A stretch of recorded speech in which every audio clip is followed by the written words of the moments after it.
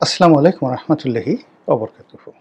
সম্মানিত দর্শক, আজকে যে বিষয়টি নিয়ে আলোচনা করব এটা কিছুটা পুরনো। প্রায় প্রতিদিনই আমাদের রাজনীতিতে অসম্ভব সব কথাবার্তা হচ্ছে এবং রাজনীতির মধ্যে যে সকল ঘটনা প্রকাশ্যে দেখা যাচ্ছে এবং পর্দার আড়ালে এত সব নিত্য নতুন ঘটনা ঘটছে যা বলাও যাচ্ছে না, প্রকাশও করা যাচ্ছে না। প্রতিদিনই অসংখ্য অশনি সংকেত তৈরি হচ্ছে আমাদের জনজীবনে।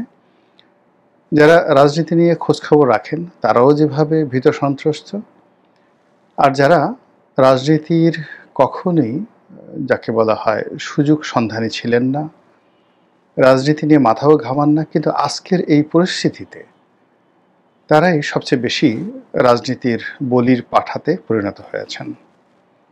ব্যবসা বাণিজ্য, গৃহ শান্তি, এরপর সামাজিক সংহতি, আইনশৃঙ্খলার অবনতি থেকে শুরু করে প্রতিদিন যেভাবে বেকার সমস্যা ত্রাস আকারে সারা বাংলাদেশকে গ্রাস করছে, তাতে করে একজন নাগরিক হিসেবে মানুষের যে বেঁচে থাকার যে আশা আকাঙ্ক্ষা সব কিছুই ধূলিসাৎ হচ্ছে এবং একটি ঢেউ এসে অপর ঢেউকে সরিয়ে নিয়ে যাচ্ছে।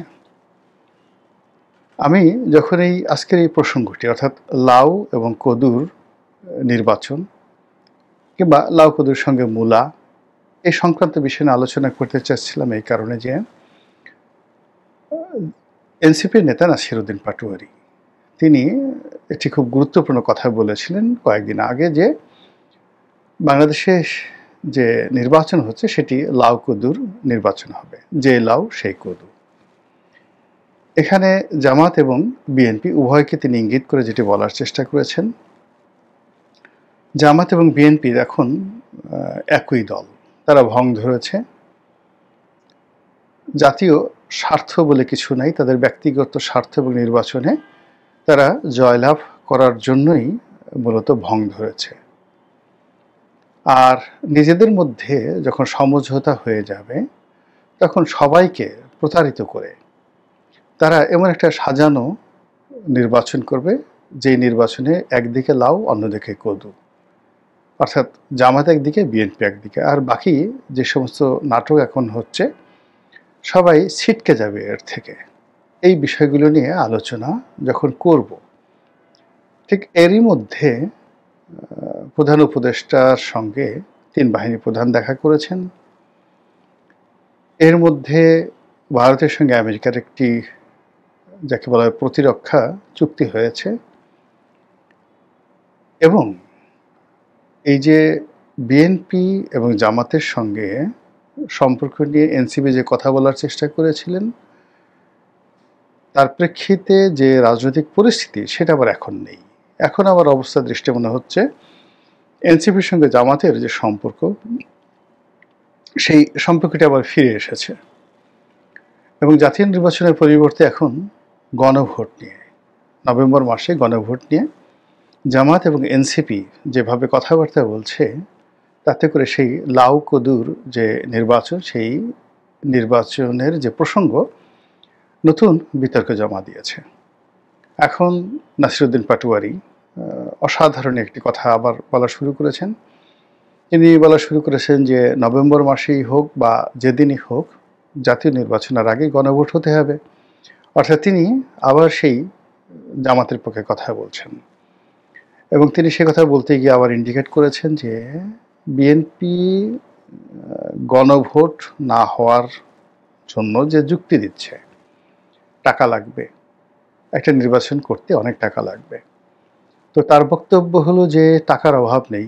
বিএনপির একজন ঠিক যুব নেতা ঢাকা মহানগরীর মিস্টার নয়ন, রবিউল ইসলাম নয়ন, তার দিকে ইন্ডিকেট করে বা তাকে সরাসরি তার নাম উচ্চারণ করে বলার চেষ্টা করেছেন যে এই রবিউল ইসলাম নয়ন যত টাকা চাঁদাবাজি করে তিনি যাকে বলে কামিয়েছেন, এটাকে অর্জনও বলা যাবে না, উপার্জনও বলা যাবে না, কামিয়েছেন।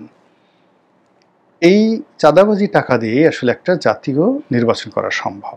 প্রায় ৩,৫০০ কোটি বা ৪,০০০ কোটি টাকার মতো লাগবে নাসিরউদ্দিন পাটোয়ারির হিসাব অনুযায়ী বিএনপির একজন লোকই তো এই টাকা চাঁদাবাজি করেছে, আর সারা বাংলাদেশে বিএনপির অন্যান্য নেতারা কি করেছে সেটা তিনি বলেননি এখানে।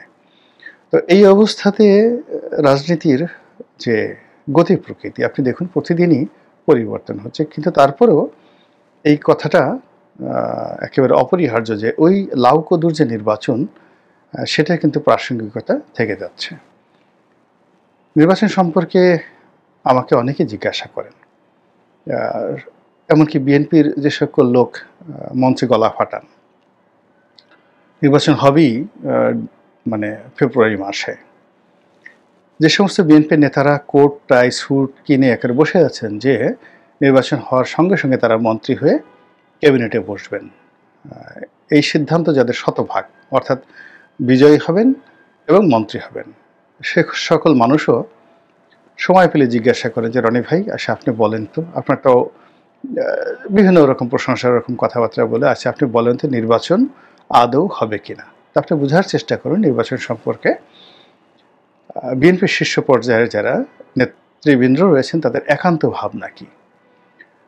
আওয়ামী লীগের পলাতক নেতা, দেশান্তরী নেতা, দেশের মধ্যে যারা আছেন তারা, যাদের সঙ্গে আমার কথা হয় সবাই একই কথা, নির্বাচনের ব্যাপারে আপনার মতামত কি। আর অন্যান্য যারা আমার ইউটিউবে ভিডিও দেখেন, টকশো দেখেন, তারা তো বুঝতেই পারেন, তাদের সকলের জন্য যেটা আমি বলেছি বা বলি একই কথা আবার বলছি, সেটি হলো যে নির্বাচন যদি ফেব্রুয়ারি মাসে হয় কিংবা ইউনূস সরকারের অধীনে হয়, ফেব্রুয়ারি না হয়ে জুনে হতে পারে, জুনে না হয়ে ধরুন 2026 সন, এই তো 2026 সনের ডিসেম্বর মাসে হতে পারে ধরুন হলো, অথবা 2027 সনে হতে পারে।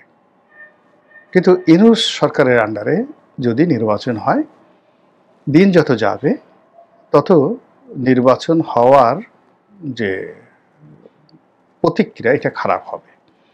অর্থাৎ আজকে যে আইনশৃঙ্খলার অবস্থা আছে, মানুষের মন মানসিকতার অবস্থা আছে, হিসাব করে দেখুন 6 মাস আগে এর সাথে ভালো ছিল, আর 6 মাস পরে অবস্থা খারাপ হয়েছে, আগামী 6 মাস পরে পরিস্থিতি আরও জঘন্য হবে।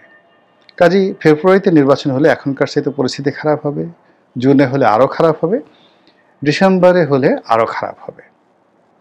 ইট ডাজ মিন যে একটা নির্বাচন অনুষ্ঠান করার জন্য সরকারের যে স্ট্যাবিলিটি দরকার, শক্তিমত্তা দরকার, তারপরে যে ধরনের ব্যক্তিত্ব দরকার, পার্সোনালিটি দরকার, ভিশন দরকার, মিশন দরকার, এটা হয়তো 2024 সনে সম্ভব ছিল, কিন্তু এখন এই সরকারের সকল কর্মকাণ্ড সম্পর্কে মানুষের ভয় আতঙ্ক চলে গেছে, মর্যাদা, সম্ভ্রম, বিশ্বাস, আস্থা শূন্যের কোঠায়। ফলে নির্বাচনের প্রতিটি কেন্দ্র মানে সংসদে আসন নয়, একটি সংসদীয় আসনে যদি গড়ে 500 করে ভোট কেন্দ্র থাকে, তাহলে আপনি চিন্তা করুন 15,000 কেন্দ্র, ভোট কেন্দ্র সারা বাংলাদেশে অন অ্যাভারেজে। এই 15,000 ভোট কেন্দ্র এক একটা মৃত্যু কূপে পরিণত হবে। সেখানে যার যা শক্তি আছে, যার আধিপত্য আছে, সে সেটা বিস্তার করার চেষ্টা করবে। এই গেল এক, অর্থাৎ মারামারি, কাটাকাটি, হানাহানি, এগুলো বন্ধ করার মতো শক্তিমত্তা রাষ্ট্রে এই মুহূর্তে নেই এবং এটা ধীরে ধীরে কমতে থাকবে। দ্বিতীয় অপশন কি? দ্বিতীয় অপশন হলো যে ভোট হবে, বিভিন্ন জায়গাতে ভোট হবে, হাতে গোনা অল্প কিছু ভোট কেন্দ্র ছাড়া বেশিরভাগ ভোট কেন্দ্রে ভোটাররা আসবে না। এবং এই ভোটারদের সংখ্যা কি পরিমাণ হবে হিসাব করে দেখুন যে আওয়ামী লীগের একক কর্তৃত্ব প্রায় তাদের নেতৃত্বে 50% ভোটার, এর মধ্যে আওয়ামী লীগের ভোটারই 35%।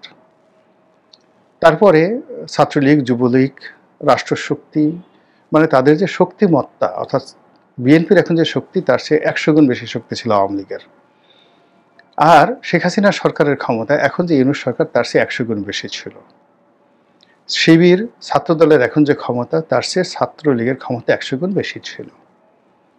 এত কিছু করার পরেও যেহেতু ভোটটি আকর্ষণীয় হয়নি, প্রতিদ্বন্দ্বিতা ছিল না, উপযুক্ত প্রার্থীর সঙ্গে উপযুক্ত প্রার্থীর যাকে বলা হয় প্রতিদ্বন্দ্বিতা ছিল না। যেমন ধরুন যেখানে বিএনপির সঙ্গে আওয়ামী লীগের হবে, আওয়ামী লীগের সঙ্গে বিএনপির হবে, বিএনপির সঙ্গে জামাতের হবে, জামাতের সঙ্গে আওয়ামী লীগের হবে, এরকম মানে প্রতিটি কেন্দ্রই প্রতিযোগিতামূলক হবে এবং সেখানে ভোটাররা আসবে। আদারওয়াইজ ভোটারদের ইচ্ছা থাকা সত্ত্বেও ভোট কেন্দ্রে ভোটার যায় না, আসে না, কখনো আসে না।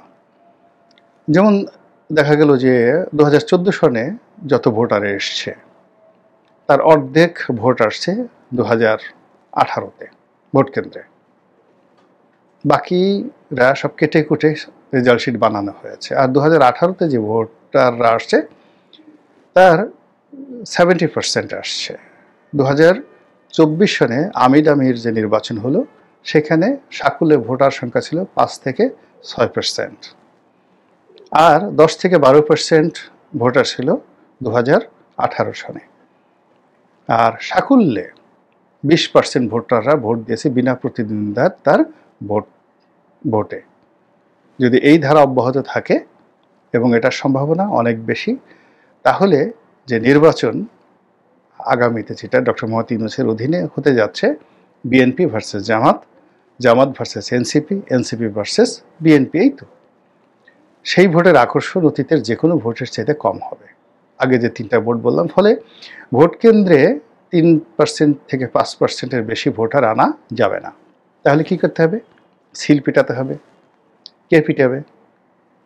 যে শক্তিশালী প্রার্থী সে পিটাবে, অথবা পুলিশকে দিয়ে, প্রশাসনকে দিয়ে, মিলিটারিকে দিয়ে পিটাতে হবে। রেজাল্ট শিট তৈরি করতে হবে মুখ রক্ষা করার জন্য। এখন 24 সনে যেটা সম্ভব ছিল এখন সেটা সম্ভব নয়। এখন আপনি সিল পিটাতে যান, কেয়ামত হয়ে যাবে। এজেন্ট আছে, সব কিছু আছে, ভোটার নেই, কিন্তু আপনি সিল পিটাতে পারবেন না। আবার রেজাল্ট শিট তৈরি করতে যাবেন, কে ঘোষণা করবে? টিওনো সাহেব, ডিসি সাহেব। মুহূর্তের মধ্যে ডিসি অফিস, টিওনো অফিসে আগুন দাউ দাউ করে জ্বলতে থাকবে। ফলে ওই যে নির্বাচনের যেই লাউ সেই কদু। এখন এটা যদি আপনি 2014, 2018, 2024 এই নির্বাচনের সঙ্গে আগামীর যে নির্বাচন আশা করেন, সেটা সেই লাউ কদুর নির্বাচন। আবার নাসিরউদ্দিন পাটোয়ারি যেটা বলেছেন যে জামাত এবং বিএনপি যেই লাউ সেই কদু, মানে যারাই লাউ তারাই কদু, যারাই কদু তারাই লাউ। এটাকেও যদি আপনি অতীতের নির্বাচনের সঙ্গে তুলনা করেন, দেখুন সেখানে জাতীয় পার্টি এবং আওয়ামী লীগ যেভাবে বন্ধু থেকে শত্রু হতো, শত্রু থেকে বন্ধু হতো, সাজানো গোছানো বিরোধী দল হতো, অনুগত বিরোধী দল হতো, তারপরে গৃহপালিত বিরোধী দল হতো, ঠিক সেই লাউ এবং সেই কদুর মতো আগামীতে একটি সংসদ নির্বাচন যদি হয় এবং বিএনপি এবং জামাতের মধ্যে প্রতিযোগিতা সব কিছুই অতীতের জাতীয় পার্টি এবং আওয়ামী লীগের মতো হবে। একটা দুর্ভাগ্য বারবার শুধু ঘুরে ফিরে আমাদের কাছে আসছে বিভিন্ন স্রোতে। এই গেল দ্বিতীয় লাউ এবং কদুর যে আশঙ্কা। 3 নম্বর হলো যে নির্বাচন একেবারে হয়ে গেল, ধরুন হয়ে গেল, লাউ কদুর নির্বাচন হয়ে গেল, ভোটও মানে সিল পিটানো হলো, ভোট কেন্দ্রে ভোটার যে কজনই আসলো ডাজ নট ম্যাটার, ঘোষণা করা হলো বা দেখানো হলো শতকরা 82%, 92%, 90%, এমনকি 103%, 104% ভোটার ভোট কেন্দ্রে উপস্থিত হয়ে ভোট দিয়েছেন। ভালো কথা। কতদিন চলবে?